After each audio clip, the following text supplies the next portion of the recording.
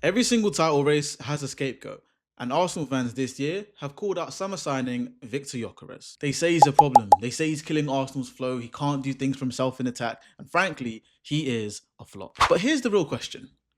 Is Viktor Gyökeres actually a problem at Arsenal, or is he exposing a bigger one? And by the end of this video, you'll understand exactly which one it is and why. After a brutal late defeat to Aston Villa, Viktor Gyökeres came out to the media and said this: "We've got to learn fast and bounce back." And if that doesn't tell you that the pressure is real, I don't know what will. Despite Arsenal still being at the top of the league, every single point dropped and every Gyökeres performance becomes a trial in the court of social media. And when you sign a striker for serious money, the noise is nothing but loud. So let's take a deeper look into Viktor Gyökeres. Arsenal signed Gyökeres from Sporting for around 63 million euros, including a couple add-ons.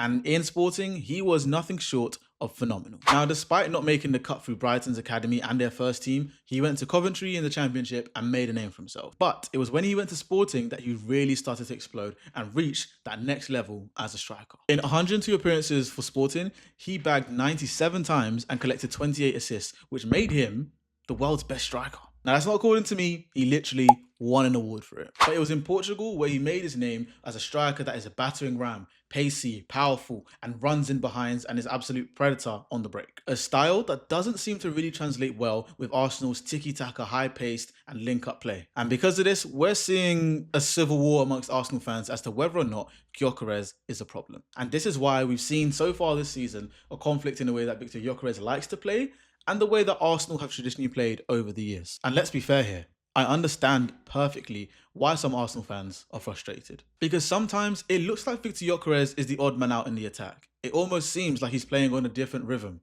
and not in a good way. Arsenal like tiki-taka, fast-paced movements. They want their striker to drop deep, link up with the attacker, and then help with the goals. Viktor Gyökeres often wants to service a bit earlier, and he loves to attack the space, running in behind constantly. So when attacking moves break down, it's easy for fans to point at the number 9 and say, "See, he doesn't fit. This is the reason why our attacks are breaking down." But before we do that, before we cast that judgment, we need to look at the numbers and understand the type of chances that he's getting. And this is the thing that people are missing. Now, in the Premier League, Gyökeres has scored 4 goals, and he's just about outperforming his XG of 3.95, which is pretty good as a striker. He's not wildly underperforming his chances. The chances that he should have been scoring, he has. Now, this is recorded before the Wolves game on Saturday, so things might have changed. He could have scored a hat-trick. I pray to God Gyökeres scores a hat-trick. In the 13 league games he's played, he's put up a 0.41 XG per 90. He's taken around 2 shots every single 90 minutes, and across the games he has played, he's taken 20 shots overall. And if we do the numbers even further, that works out to about 0.2 XG per shot, which shows that he's not just taking wild chances from outside the box and twatting it from 30 yards. The chances and the shots that he's taking are reasonable chances. And if we're looking at the Champions League, that number shoots right up. In about 300 minutes of football, he's taken 13 shots with an XG of around 2.28, and he's actually scored 2 goals. So again, it's a pretty healthy output. It's not like he's getting chances and chances and chances that he simply can't put away. Just a quick one, as we're going on in this video, I'd appreciate if you could slap a like. We're going for 10 likes, and if you could get that, I'd really appreciate it.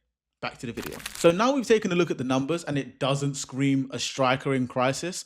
Why does it look like that? Why does it feel as if Gyökeres just isn't clicking at Arsenal? And that's because Arsenal tend to create chances in these 4 ways. Number 1, the wide player holds it up. And we've seen that numerous amount of times when the ball goes out wide, especially to the right-hand side of Saka, he holds it up, tries to take the defender on, and then whips it into the box. The second one is fullback overlaps. And we see this both on the right-hand side, especially when Ben White is playing, but also on the left-hand side. Countless amounts of times we've seen Trossard or Martinelli dribble kind of from the touchline into the box, only for Calafiori or sometimes even Miles Lewis-Skelly to be there on the overlap or the underlap. And of course, who can forget the Ben White marauding runs of 23-24, 24-25. The third one is to cut back into the golden zone. Now, the golden zone for Arsenal is that spot between the penalty area and the edge of that semicircle. And then lastly, the midfielder crashing into the box on a late run. And we've seen this when, Mikel Merino plays in midfield. We see this with Declan Rice especially, and with Martin Zubimendi. And this is the reason why Arsenal strikers over the last couple of years, at least under Mikel Arteta, has been known as the connectors. The false nines, if you will. Because the system doesn't actually feed strikers that run in behind with loads of pace. It feeds the whole team. And we see this because over the years, the goals that Arsenal have scored have always been spread across the team. It's never been that one player who's gotten the 30 goals or the 35 goals in all competitions for Arsenal. So when you drop a striker like Gyökeres, whose main threat is to run in behind, attack the spaces, and latch onto through balls, we can see why things start to break apart. There is a clear clash of instinctual play. To put it simply, Gyökeres is a carry the ball and crash the box type of striker. Arsenal, on the other hand, like to play chess with the team around their own penalty box. So the issue isn't that Gyökeres is a bad striker all of a sudden. A bad striker doesn't score damn near 100 goals and get almost 30 assists in about 100 games for Sporting. The issue is that the system doesn't quite seem to fit Gyökeres. And the question Arsenal fans should be asking is, are Arsenal making the chances that make Gyökeres seem inevitable? And this is something that even Mikel Arteta himself knows. He says, I think we have to put the player in the best possible condition to explode and fulfill his potential.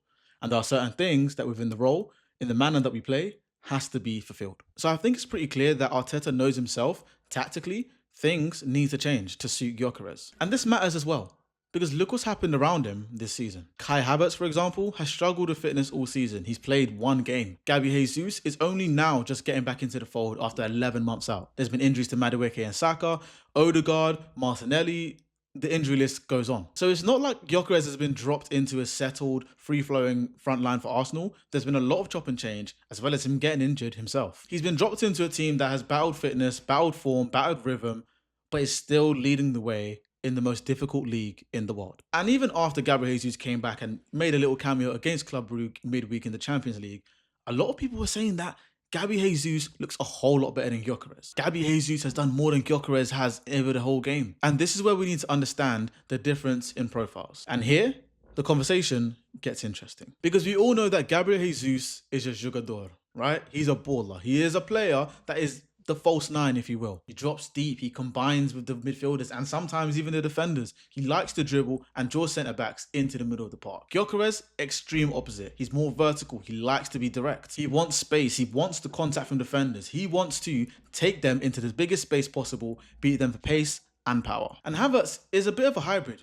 because he's not quite a poacher. Sometimes he does make elite runs, he does also like to combine with other midfielders, but can definitely make that back run post and cause chaos in the box. And again, if you look at the numbers, this is shown very, very clearly. His passing volume is low, with around 12 passes per 90 minutes. And if we're talking about key passes, he's at 0.9 per 90. This is not a striker that is built to link up with players. This is not his game at all. And if you compare this to strikers that Arsenal had in the past, it makes sense. Giroud was a classic backboard, someone who likes to play with his back against the defenders, link up play, bounce passes, bring the wide runners into the game. Lacazette, the connector. Yes, he could finish, but his main attribute, holding up the ball, gluing the midfield to the attack. The ball would stick to him so he can release it to the oncoming runners. And Aubameyang was the executioner. Let him get in behind and it's curtains. And if we look at Viktor Gyokeres, how can he match up against these three past Arsenal strikers? He likes to get in behind like Aubameyang, but he loves to contact like Giroud. But he's trying to do this in a team that is suited very, very much so to the way Lacazette would play, making him the combo type of player, the player who likes to link up, that attacker who can bring in the wide players as well as maybe a number 10 or a midfielder crashing the box. So here's my final verdict. Viktor Gyökeres is not the problem at Arsenal. He's simply a mirror reflecting Arsenal's biggest problems. And here are those three problems. Number one, Arsenal still need a lot more variety when it comes to chance creation. Not every attack has to be walked into the box or rely on our wide players to whip it in. Sometimes we can try early crosses, maybe even a young cutback, and maybe even through balls that allow him to go into the channel and go side on with the defenders. Number two, the spacing around him has to change. The box gets way too crowded. Sometimes the wingers come in way too early. And his most lethal weapon, that brutal run across the defenders, disappears with that. And number three, he needs a partner in crime. Now, this might not necessarily be a second striker, but this is someone who can consistently run and stretch the defense. If you want Viktor Gyökeres to be lethal, someone has to punish the spaces that he creates. Someone has to feed him the ball whenever he makes his runs. Now, if your standard for an Arsenal striker is prime Thierry Henry every single week, then yeah, you'll definitely be disappointed. But if you judge Viktor Gyökeres properly, look at the chances he's creating and the role he's being asked to play, then the story changes. He's not sinking Arsenal.